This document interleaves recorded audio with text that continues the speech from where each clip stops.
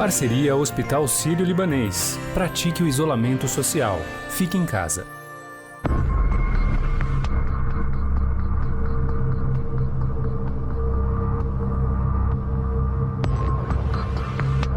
E os Estados Unidos ultrapassaram a Itália e agora tem o maior número de mortes pela Covid-19 em todo o mundo. Em um único dia foram registrados mais de 2.000 óbitos no país. Os Estados Unidos se tornaram o principal epicentro da pandemia do novo coronavírus no mundo. O país tem hoje mais de 600 mil casos da Covid-19, com mais de 27 mil mortes confirmadas. O número de casos de coronavírus nos Estados Unidos continua crescendo. A Universidade Johns Hopkins contabilizou mais de 20 mil pessoas morreram por complicações decorrentes da infecção.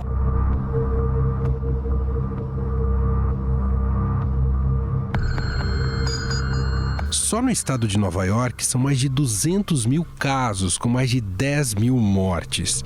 Diante desses números alarmantes, o governo americano decidiu prorrogar o isolamento até 30 de abril. O presidente dos Estados Unidos muda o discurso e amplia o isolamento até 30 de abril. O pico do número de mortes deve acontecer em 15 dias no país. Com isso, os setores do comércio e produtivo fecharam as portas e muitos empregos foram perdidos. Em março, a taxa de desemprego no país subiu de 3,5% para 4,4% e a expectativa é de um aumento para acima de 10% nos próximos meses. Há uma expectativa de especialistas americanos que o número de pedidos de seguro-desemprego pode subir para mais de 16 milhões nesta semana. Desde o começo do surto da Covid-19, mais de 16 milhões de pessoas pediram benefício por aqui. Os dados foram divulgados no mesmo dia em que o Banco Central americano cogitou liberar mais de 2 trilhões de dólares para pequenos e médios empresários, além de algumas cidades e estados do país afetados pela pandemia.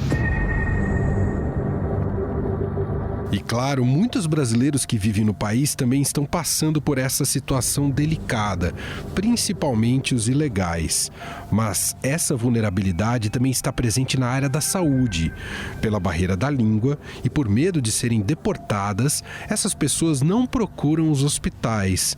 Quem conta mais sobre essa situação e este drama é a correspondente do Estadão em Washington, Beatriz Bula. Olá, Bia, tudo bem? Oi, Emanuel, tudo bem e por aí? Vamos falar sobre os imigrantes, né? Todo mundo tem pensado nesse momento de pandemia e da necessidade de se pensar, de ter uma coordenação em que olhe para todas as camadas da população. Claro que há preocupação maior em relação aos mais vulneráveis. Aqui no nosso caso brasileiro, isso se diz muito aos mais pobres, aos que estão em comunidades, em favelas. Aí nos Estados Unidos tem uma realidade que você foi apurar e vai relatar aqui agora pra gente, que é em relação aos imigrantes. O que você captou? Como é que tá a situação deles, hein, Bia? Manuel, essa crise, né, essa pandemia, acho que é um drama para todo mundo, em todos os lugares do mundo e nos países que têm sido mais afetados, como os Estados Unidos, certamente. Mas ela tem uma camada muito mais difícil e mais profunda para os imigrantes que estão aqui e não têm documentação regular, ou seja, para os que vieram de uma maneira ilegal ou vieram com um visto de turista e permaneceram aqui. E essa é uma população grande nos Estados Unidos. A estimativa é que pelo menos 11 milhões de pessoas, de estrangeiros, sejam o que eles chamam aqui de indocumentados, irregulares, que são essas pessoas que vieram e permaneceram aqui sem poder, em tese, pela legislação dos Estados Unidos. Isso faz com que eles sejam um pouco invisíveis nesse momento de crise, porque eles não podem se beneficiar de auxílio do governo, né? Então, os Estados Unidos estão oferecendo uma renda de $1.000, um pouco mais de $1.000 para as famílias que estão em dificuldade, mas esses imigrantes eles não têm acesso a esse tipo de ajuda. Normalmente, também porque eles estão irregulares e porque eles, às vezes, vieram largando uma carreira para trás ou, às vezes, já tinham uma carreira mais ligada a trabalhos que, enfim, não são trabalhos mais intelectuais, eles fazem um trabalho eles têm uma renda informal, né? Eles têm aqueles bicos, etc. Então, também estão sem trabalhar. Sem trabalhar, sem renda, muitas vezes sem ter domínio do inglês, sem poder falar inglês. Então, eles ficam vulneráveis até na hora de pedir socorro num hospital e ainda por cima em um país onde a gente não tem um sistema de saúde gratuito. Eu conversei com uma das cofundadoras de um projeto aqui nos Estados Unidos que se chama Grupo Mulheres do Brasil em Nova York, que na verdade é para estimular empreendedorismo, engajamento com a sociedade civil por meio de mulheres, mas eles estão muito ligados e muito atentos à questão do imigrante, e ela explica um pouquinho o que está acontecendo por aqui. Vamos ouvir, é a Alejandra Merklin, é assim, Bia? Isso, é ela mesma. O que acontece com essas pessoas? Elas não estão sendo beneficiadas pelos programas do governo americano, porque elas não têm os requisitos que eles pedem para receber o benefício. E elas também não poderiam ser beneficiadas pelos programas no Brasil, porque elas não estão lá, e até por causa da questão do câmbio, né? Mesmo que elas pudessem receber R$600 estando aqui, isso dividido por 5, né, ia dar $100 por mês, enfim. Então, no fundo, elas não conseguem se beneficiar de nenhum dos dois. Aí, quais são as necessidades, né? Em primeiro lugar, é a necessidade de comida. A segunda necessidade, que ainda não deu para sentir muito, mas eu acho que vai ser um grande problema daqui a um mês, vamos supor, é a necessidade de moradia. Porque óbvio, na falta do seu salário semanal, o seu primeiro mês você já tinha pago, né? Daqui a pouco você vai lá, quem sabe você negocia um segundo mês ou fala que vai pagar daqui 2 semanas. Mas daqui a pouco, os landlords, né, eles vão começar a querer despejar as pessoas. Tá aí, Alejandra, um trecho da entrevista feita pela Beatriz Bula, que está com a gente hoje aqui em nosso podcast, e ele dá esse prognóstico aí nada simples do que virá pela frente, né, Bia? E quando ela está falando com a questão especificamente do aluguel, ela conta uma situação que ela é recorrente não só para a questão do aluguel, mas em várias áreas aí da vida de quem está aqui e não está com documentação regular. Ela fala, por exemplo, tem uma legislação em Nova York para evitar o despejo dos americanos ou dos moradores aqui que não consigam pagar o aluguel nesse momento mais agudo da pandemia. Então é proibido o despejo. Mas ela fala, esses imigrantes, eles podem passar a ser ameaçados, né, por quem está alugando o apartamento, a casa, com a justificativa de que, olha, eu vou te denunciar para as autoridades. E essa ameaça, ela é tão forte para quem largou tudo e veio para cá, e, enfim, não tem como voltar para o Brasil agora, que ela não sabe qual é a eficácia desse tipo de lei para pessoas que estão nessa situação. Não porque a lei não deveria beneficiá-los também, mas porque na prática a situação é um pouco mais complicada. Quando ela fala dessa história de o primeiro desafio, o seu desafio da comida, é porque as pessoas, elas têm uma realidade financeira que não tem uma reserva ou não tem uma reserva nem de médio prazo. Muitas vezes ainda estão pagando dívida do coiote que as ajudou a chegar até aqui, ou então ajudam a mandar dinheiro para o Brasil. Eu conversei com alguns imigrantes que estão nessa situação, alguns brasileiros, e são situações super variadas. Tem uma que, por exemplo, está trabalhando como diarista, ela não parou de trabalhar no meio da pandemia. O marido veio junto, mas já foi deportado, e ela ficou com o filho e fala que não tem como não ir na casa das pessoas para trabalhar e ganhar ali os $60 de diária que ela ganha. E por isso ela conseguiu juntar dinheiro de doações, né, de outros brasileiros para voltar para o Brasil, comprar uma passagem e voltar para o Brasil. Não vai dar para ela ficar por aqui. Outros personagens que você traz aqui, destaca pra gente, que você conversou, queria que você contasse um pouco da Nicole Silva. Ela é filha de portugueses, é isso, Bia? Ela nasceu nos Estados Unidos, mas é filha de portugueses e estava estudando medicina. Ela se formou desde que a reportagem foi publicada até agora, porque a faculdade decidiu antecipar a formatura de alguns alunos para que eles possam ajudar na crise do coronavírus. E ela já trabalhava com ajuda a imigrantes e tudo, e quando essa pandemia, enfim, estourou ali em Nova York, ela sabia que as pessoas que estavam por lá iam ter uma dificuldade, que é o fato de não falarem inglês. E aí, como procurar ajuda no sistema de saúde e como lidar também com os sintomas ou com essa perspectiva de talvez ter um sintoma e não saber se é ou se não é, sem conseguir consultar um médico, seja porque não tem um sistema de saúde público aqui, seja porque as pessoas têm algum tipo de receio de ir ao hospital e acabarem sendo denunciadas pelos oficiais de imigração, que não é o que está acontecendo, não é a realidade, mas há esse medo também. Ou, enfim, porque elas não conseguem se comunicar. Então, ela, junto com outras colegas de estudantes de enfermagem e de medicina que falam português, algumas brasileiras, ela conseguiu fazer como se fosse uma linha de telefone. Elas atendem as pessoas e a conexão é através dessa organização que eu falei, essa Mantena Global Care, coloca em contato imigrantes que estão sentindo que eles têm sintomas com essas estudantes, e elas vão passando orientações por telefone. E tem muitas pessoas aqui que são brasileiros, portugueses, que não têm seguro de saúde, que não falam inglês, que não tem jeito de achar seguro de saúde porque eles estão ilegais aqui. E para nós é difícil prever isso, porque tem pessoas que precisam de ajuda neste momento com Covid. E para nós, as pessoas da comunidade têm medo de ir para o hospital, têm medo de falar para um médico por causa de ser ilegais aqui. Eles têm medo que quando a pessoa atende no telefone, eles não vão falar em português com ela. Nós estamos aqui para ajudar as pessoas a receber tratamento, receber o teste e falar com a gente, porque nós somos estudantes de medicina. É uma rede de solidariedade e de ajuda que tem mantido essa comunidade brasileira, definitivamente, Emanuel, seja oferecendo, enfim, informações do que elas têm acesso, do que elas têm direito, seja com essa distribuição de comida, seja com essa ajuda na ponta de orientação médica mesmo, né?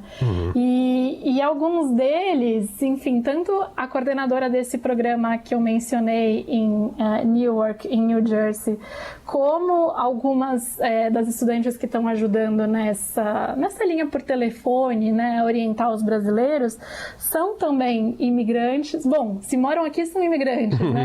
E vieram para cá numa condição também muito mais frágil, muito mais vulnerável, tentar a vida aqui, tentar construir alguma coisa nova. Vieram como turista e acabaram ficando. Uma delas é a Michelle, que trabalha junto com a Nicole, trabalha entre aspas, né, faz esse trabalho voluntário. E ela veio para cá para estudar, para conseguir juntar dinheiro e fazer uma faculdade. Ela não conseguia pagar uma faculdade particular de medicina no Brasil e veio tentar estudar por aqui. É estudante de enfermagem hoje em dia.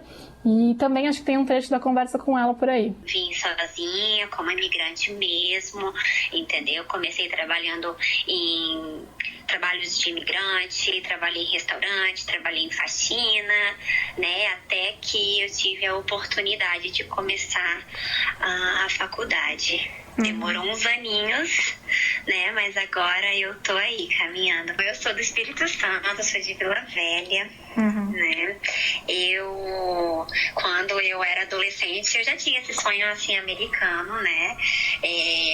Eu vim de uma família mais classe média baixa no Brasil, né? Então eu sabia que se eu não conseguisse entrar na faculdade do estado, estadual, federal, desculpa, meus pais não iam ter condições para mim de pagar a faculdade particular, principalmente porque eu já tinha esse sonho de ir para a faculdade de medicina, né? Então eu tinha alguns tios, eu tinha minha madrinha que morava aqui nos Estados Unidos, e quando eu me formei no ensino médio, eu não passei na federal e eu falei, então eu acho que o meu caminho é para os Estados Unidos, né? Acreditando que um dia eu ia conseguir me tornar médica aqui.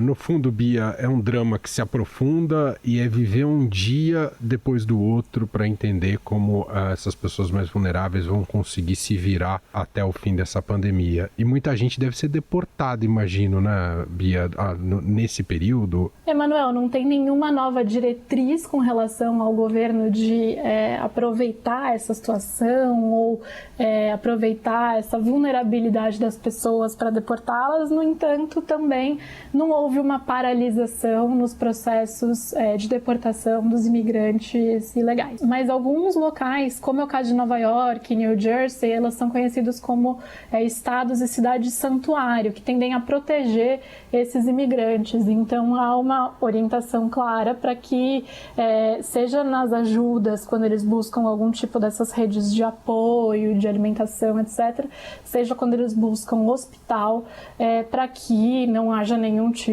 de discriminação pelo fato de eles serem imigrantes e não terem documentos, em primeiro lugar, e também para que não seja isso repassado para as autoridades como fins de mandá-los embora do país. Uma curiosidade, tem um aplicativo que conecta voluntários que estão dispostos a fazer uma tradução simultânea para alguém que esteja em alguma situação precisando de tradução. E tem sido usado aqui nos Estados Unidos para quando uma pessoa chega no hospital e não consegue, por exemplo, preencher a ficha cadastral, ela pode acionar esse aplicativo e algum voluntário que esteja online na hora pode fazer uma ligação por vídeo para ver a ficha e ajudar a preencher, ou uma ligação por áudio, ou responder por texto.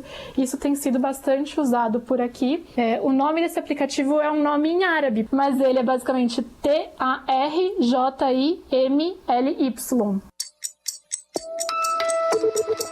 Daqui a 20 segundos, Beatriz Bula continua aqui comigo, correspondente do Estadão em Washington, e ela volta para contar como está a situação no país diante da epidemia e as ações de combate ao novo coronavírus.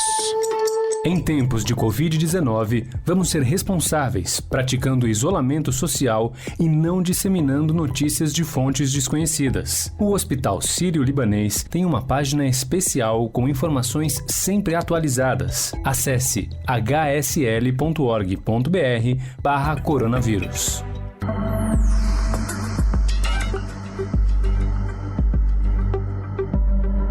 Como dissemos anteriormente, os Estados Unidos se tornaram o novo epicentro da Covid-19 no mundo e hoje se tornou o país com o maior número de casos confirmados e de mortes.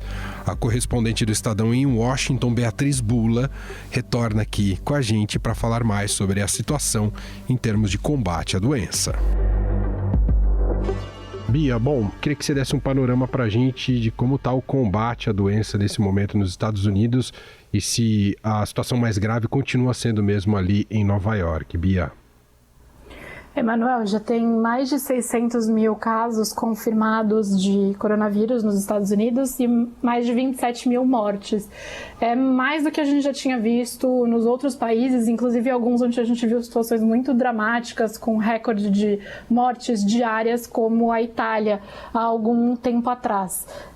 E sim, o estado de Nova York, ele concentra uma parte considerável desses casos, chega a 40% mais ou menos dos casos do país inteiro. E aí, quando a gente fala só da cidade de Nova York, por exemplo, a gente está falando de 8 mil mortes e foi um dos locais onde a gente viu o maior número de fatalidades diário. O que as autoridades têm mostrado para a gente, os números também, recentemente, é que Nova York está conseguindo entrar naquela fase da curva que eles chamam de platô, né? Quando a curva ela começa a se achatar, essa curva de disseminação do vírus. O que é uma notícia boa, mas ainda não significa que a situação não seja grave e por isso o Estado, assim como a grande parte dos Estados Unidos, está com medidas muito drásticas de distanciamento social e comércio e empresas fechados para evitar que esse vírus continue se disseminando com a rapidez que a gente viu até agora. Até nesse aspecto, só queria que você compartilhasse aqui com o nosso ouvinte como é determinado esse isolamento social. A gente vem conversando e discutindo muito aqui, por exemplo, em São Paulo, que é o epicentro no Brasil, E o próprio governador João Dória deu uma entrevista recente à Rádio Dourado e ele falou que o método, por enquanto, é o do convencimento. Então não passa disso, de convencer a população que tem que ficar em casa. E os índices de isolamento não têm sido muito positivos por aqui, Bia. Aí nos Estados Unidos, há medidas mais drásticas para garantir o isolamento? Emanuel, é curioso porque tem um paralelo muito interessante entre Estados Unidos e Brasil com relação a isso, e que também há uma disputa entre governo federal e governos estaduais, né, na imposição dessas medidas. E os governos estaduais, tanto aí como aqui, parece que foram muito mais rápidos do que o governo federal. E aí também há uma delimitação de estado, diferente de estado para estado, de cidade para cidade, com relação a esse distanciamento social também, como é no Brasil.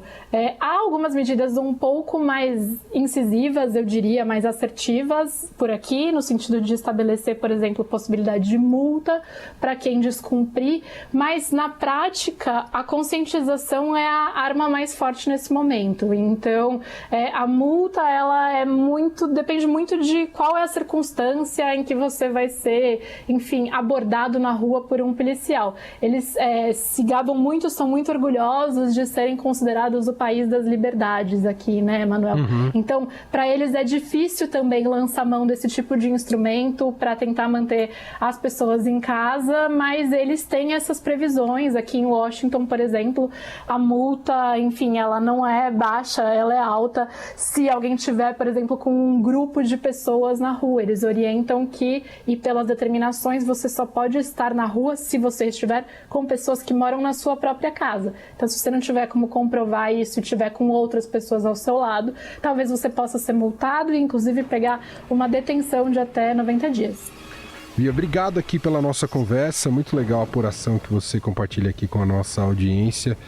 É um importante retrato aí também de uma camada da população bastante vulnerável, uma realidade muito presente aí nos Estados Unidos. Obrigado, viu, Bia? Eu que agradeço, Emanuel.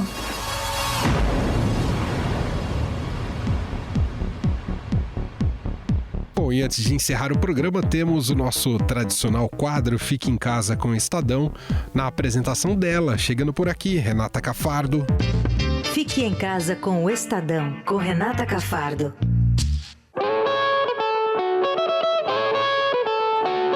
O nosso quadro hoje tem o som da cantora baiana Lued Luna. Ela está atualmente passando a quarentena isolada com seu namorado na sua casa aqui em São Paulo. Tem mudado tudo, né? Primeiro, o fato de não ter uma rotina. Eu não tenho feito shows, todos os shows foram cancelados ou adiados. Então, aquela dinâmica que eu estava acostumada de viagem, de aeroporto, de show, mudou bastante, assim. A casa era um lugar que eu habitava muito pouco, ou só de passagem. E hoje eu não saio de casa para nada, absolutamente, a não ser o pré-natal. E quando eu saio com luva, com máscara, passo álcool em gel e tomo banho quando retorno. Como você ouviu aí, a Lued está grávida. Ela contou pra gente que vem tentando focar na maternidade durante esse período conturbado, mas que não dá para ignorar as preocupações e os efeitos negativos da pandemia. Estar em casa, na verdade, é um grande privilégio, assim, poder estar em casa, poder estar protegida. Continuo trabalhando na medida do possível em casa, faço lives, leio, tenho voltado mais a olhar para essa maternidade, já que tenho tempo para me dedicar exclusivamente a isso. O lado positivo é esse, o lado negativo é estar no mundo nesse momento, né? O que me traz de negativo é a própria negatividade que está no mundo todo, né? Todas essas mortes, todas as implicações que esse vírus tem trazido, sobretudo para a população negra, sobretudo para a população periférica. É perceber que a gente não tem uma política pública efetiva para proteger essas pessoas com mais vulnerabilidade. E quando tudo voltar ao normal, a cantora ainda tem um desafio extra: conciliar a carreira de artista e a maternidade. Como vai ser mesmo, de fato, eu não sei. Mas eu tenho essa impressão, assim, que quando voltar, vai voltar tudo de vez e a gente vai fazer o que o corpo der conta, né? O corpo e a mente e a vida.